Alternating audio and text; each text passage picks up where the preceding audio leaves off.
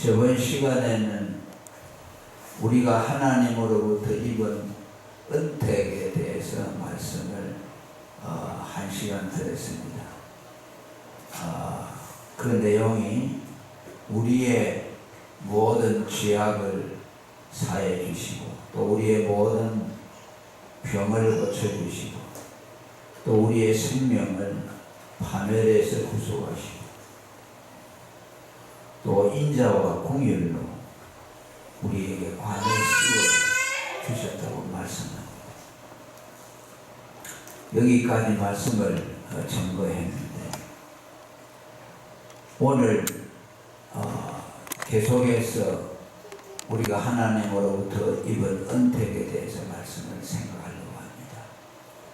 그 다섯 번째 내용이 5절에 보면 좋은 것으로 우리의 소원을 만족해 하신다고 그렇게 말씀하셨습니다. 좋은 것으로 소원을 만족해 한다는 말씀. 구원받은 성도에게 있어서 가장 좋은 것이 무엇일까? 우리가 시편 103편을 통해서 지금까지 우리가 상고한 내용을 보면 그것은 하나님의 영광입니다.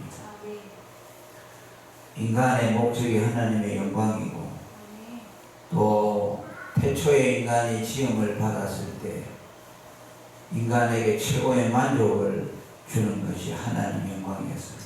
그래서 그들은 하나님의 영광으로 만족을 삼고 또 기쁨으로 삼았습니다. 이것이 이제 우리가 예수를 믿고 구원받고 거듭난 성도들에게 그것이 다시 회복이 되어져서 우리 예수 믿는 사람들의 우리 영혼의 가장 깊은 소원이 하나님의 영광입니다.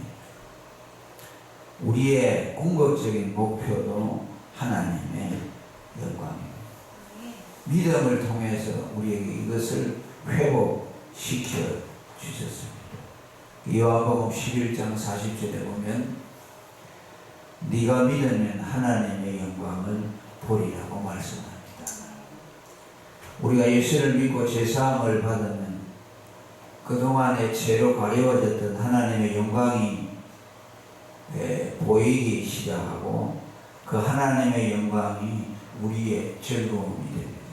이건 예수 믿기 전에는 경험할 수 없었던 초자연적인 즐거움이라고 말할 수 있습니다. 소열의 문답의 1문에 보면 인간의 근본되는 목적은 그를 영화롭게 하고 그를 영원토록 즐거워하는 것이라고 말했습니다. 이것이 무례했던 에덴에서의 삶이었고 또 예수를 믿고 거듭난 성도들의 삶의 목적이 되었습니다. 로마서 5장 2절에도 우리가 그로 말미암아 그리스도를 믿음으로 서 있는 이 은혜에 들어감을 얻었으며 하나님의 영광을 바라고 즐거워한다고 말합니다. 예수를 믿고 얻게 된 결과가 무엇입니까? 하나님의 영광을 바라고 즐거워하는 것이라고 말합니다. 이사야 66장 11절에 너희가 젖을 빠는 것까지 그 위로하는 품에서 만족하겠고 젖을 넉넉히 빤 것까지 그 영광의 풍성함을 인하여 즐거워한다고 말합니다. 하나님의 은혜, 위로 그 열매가 무엇이냐? 하나님의 영광의 풍성을 즐거워하는 것이라고 말씀합니다. 그래서 오늘 우리 성도는 하나님의 영광을 우리가 가장 기뻐하는 것이 것으로 삼게 되고 또 그 영광을 우리의 소원과 목적으로 삼게 된다는 말씀입니다.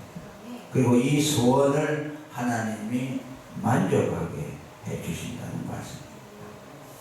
다시 말하면 우리가 예수를 믿고 의롭다함을 받아서 하나님의 영광을 추구하는 삶을 살게 되는데 그것은 하나님이 100% 만족시켜 준다는 말씀입니다. 우리가 다른 것은 구해도 만족을 얻을 수 없지만 하나님의 영광을 우리의 추구하는 목적으로 삼으면 하나님은 그것을 반드시 만족하도록 만들어 주신다는 뜻입니다. 반면에 마귀는 우리에게 보여주는 영광이 뭡니까? 세상의 영광입니다. 하나님의 영광이 아니에요. 마태복음 4장에 보면 마귀가 예수님을 시험할 때도 지극히 높은 산으로 가서 천하 만국과 그 영광을 보여주며 내게 주라면 이 영광을 다 내게 준다고 말했습니다. 마귀가 우리에게 과장되게 보여주는 것이 세상의 영광입니다. 하나님은 우리에게 하나님의 영광을 보여주고 마귀는 우리에게 세상의 영광을 보게 만들어서 우리를 속여서 이 세상의 영광을 우리가 추구하도록 만들므로 하나님의 영광에서 떠나도록 유혹을 하는 겁니다. 빌립보서 3장 19절에도 타락한 사람의 목적을 뭐라고 말합니까? 저희의 신은 배요 그 영광은 저희의 부끄러움이 있다고 말합니다. 저희가 믿는 신은 자기들의 만족이라는 겁니다. 배라는 말은 자기의 만족을 구한다는 것이고 그 영광은 저희의 부끄러운 죄에 있다고 말씀합니다. 우리는 이 마귀가 보여주는 세상의 영광에 도취하지 말고 하나님이 우리에게 보여주시는 하나님의 영광을 추구하며 살아야 합니다.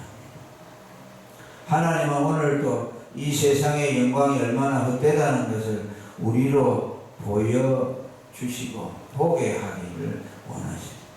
베드로전서 1장 14절에 모든 육체는 풀과 같고 그 모든 영광이 풀의 꽃과 같으니 풀은 마르고 꽃은 떨어지리 오직 주의 말씀은 세세토록이다라고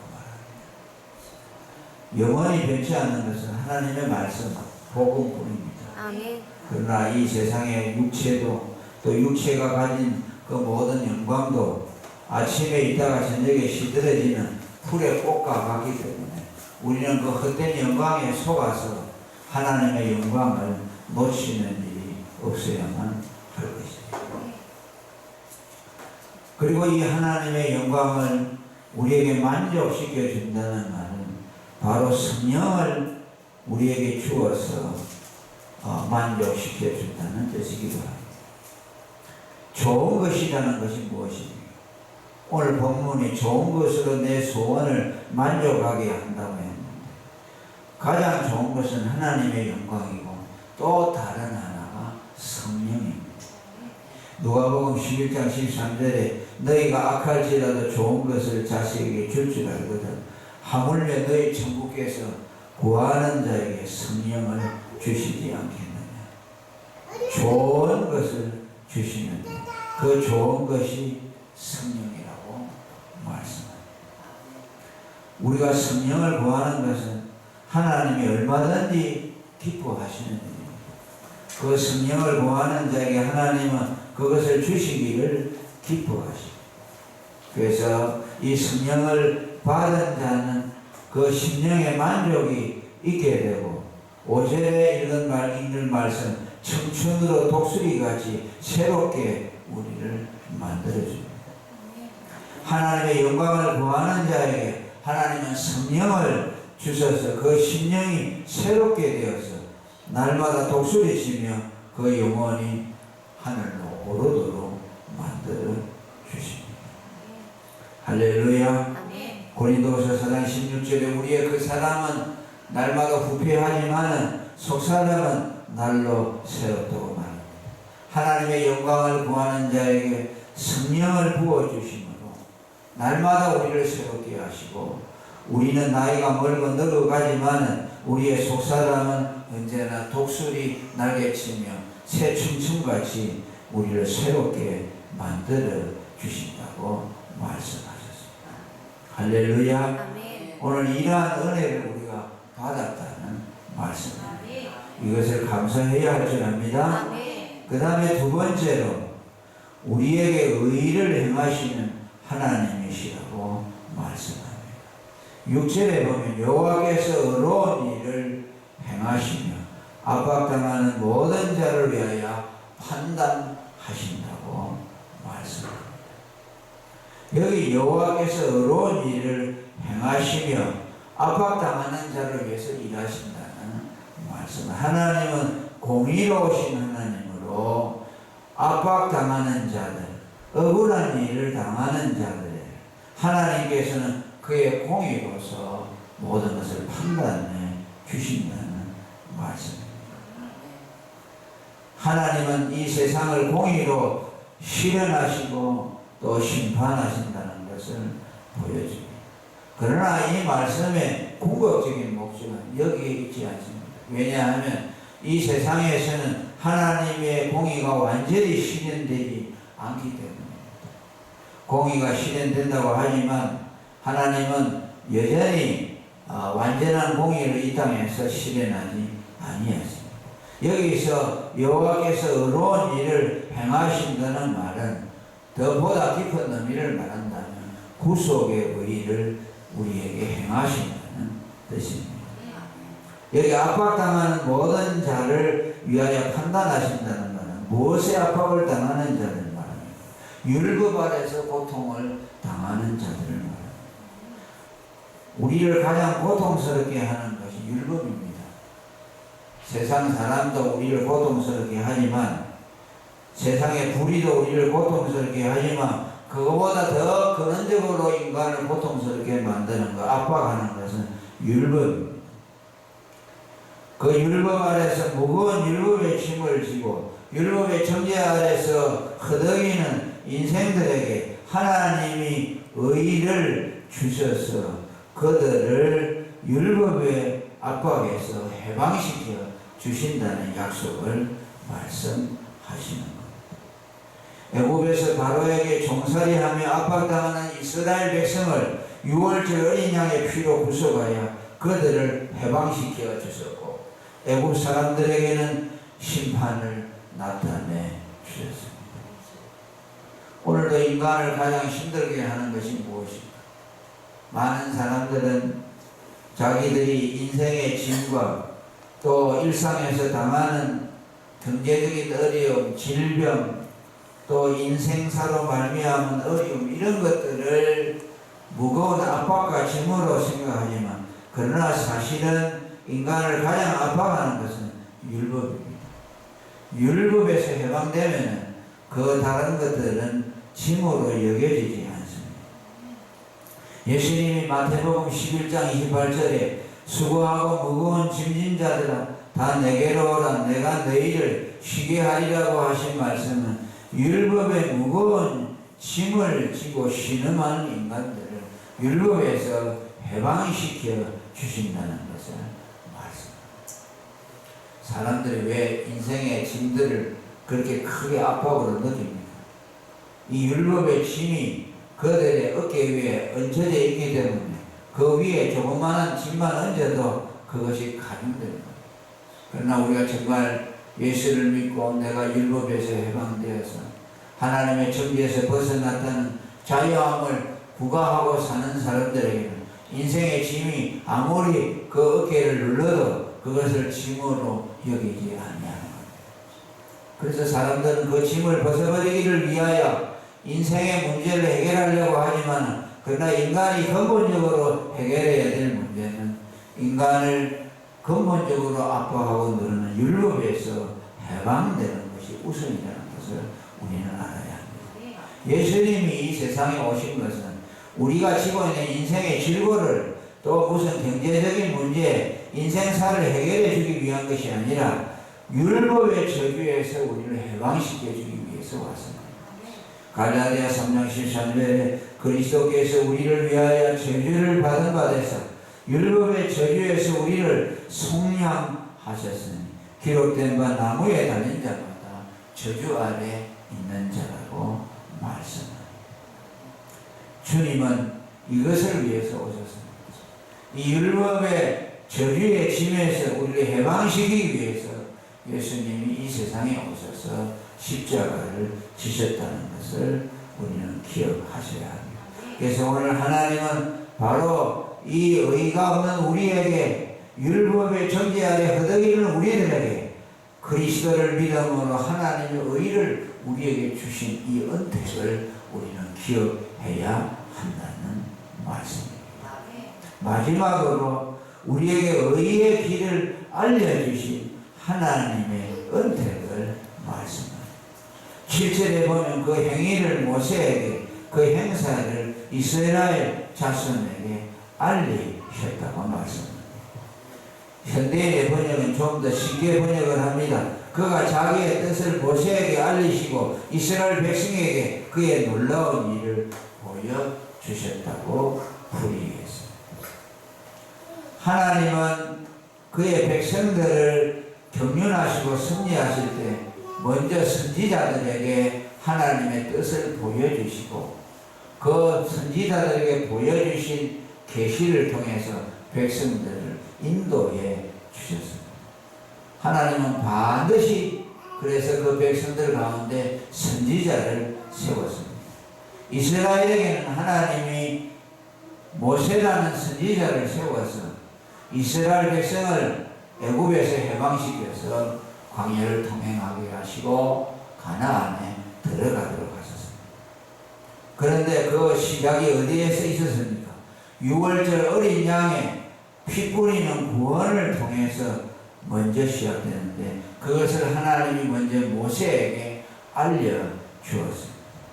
히브리서 11장 28절에 믿음으로 6월절과 피 뿌리는 예를 정하였으니 이는 장자를 멸하는 자로 저희를 건드리지 않게 하려 한 것이라고 말합니다. 이것을 하나님은 먼저 모세에게 알려주었습니다. 이에 장자 재앙이 임할 것이니 그 장자의 재앙에서 살아나는 길은 어린 양을 가족의 수대로 잡아서 그 피를 문술제에 뿌리면 죽음의 사자가 그 집을 넘어가게 될 것이라고 말했습니다. 하나님이 먼저 그 죽음에서 구원 얻는 길을 모세에게 알려주시고 모세는 그 들은 계시를 이스라엘 백성들에게 알려주어서 구원받는 길을 준비하도록 만들어 주셨습니다. 이것이 하나님이 선지자를 주신 축복이라고 말할 수가 있습니다. 하나님은 선지자와 사도들을 통해서 구원받는 길을 우리에게 알려주셨습니다. 예수 그리스도는 선지자 중에 선지자입니다. 그래서 너희 중에 모세와 같은 한 선지자를 세워서 우리에게 구원 얻는 길을 가르쳐 주시겠다고 말씀하셨습니다. 그래서 예수님은 우리를 죄에서 구원하시는 제사장인 동시에 또 우리들에게 구원의 길을 직접 알려주신 선지자로서 우리에게 오셨습니다. 그리스도라는 말은 기름 부음을 받는 자라는 뜻이고 그 기름 부음 받은 자는 세 가지 직임을 가지고 있는데 제사장과 선지자와 왕의 직임을 가졌다는 것을 우리에게 말씀합니다. 그래서 예수님은 이 세상에 오셔서 나를 믿는 자는 심판을 받지 않고 사망에서 생명으로 옮긴다고 말씀하셨습니다. 하나님은 이제 심판하시면서 그 심판이 오기 전에 예수 그리스도를 선지자로 세워서 구원의 길을 우리에게 알려주셨습니다. 이제 마지막 때 그리스도가 이 세상에 다시 오시게 되면 이 세상을 심판하게 되시는데 그 심판의 기회는 바로 2000년 전에 이 세상에 오셔서 우리에게 구원의 길을 알려주신 예수 그리스도의 그 말씀 그대로 심판하게 되실 것입니다. 모세에게 구원의 길을 알려주시고 애굽의 심판을 하신 것처럼 예수 그리스도를 보내주셔서 구원의 길을 우리에게 알려주시고 이제 예수님이 오시면은 심판이 이루어지는데 이제 모세에게 계시한 그대로 6월절 심판이 이루어진 것처럼 이제 종말의 심판이 이루어질 것을 우리가 믿어야 할 것입니다. 그래서 우리는 그 예수님의 가르침을 그대로 믿고 그리스도를 믿는 자는 사망에서 생명으로 옮겨가는 이 말씀을 믿고 우리는 주님의 심판을 예비하는 자리에 들어가 있는 것입니다. 오늘 이것이 하나님이 우리에게 내려주신 은택이라고 우리에게 말씀을 하셨습니다. 얼마나 중요하고 고마운 일입니까? 할렐루야. 우리에게 이러한 살 길을 열어주시고 우리에게 이렇게 구원의 언덕을 입혀주신 하나님을 영원토록 찬송하며 우리는 하나님의 영광만 위해서 사는 우리 모두가 되어야 할 것입니다. 그러게 하나님의 영광 위해서 살면 성령이 우리에게 오셔서 그 성령으로 말미암아 우리의 삶을 만족하도록 만들어 주실 것입니다. 동성으로 기도하겠습니다.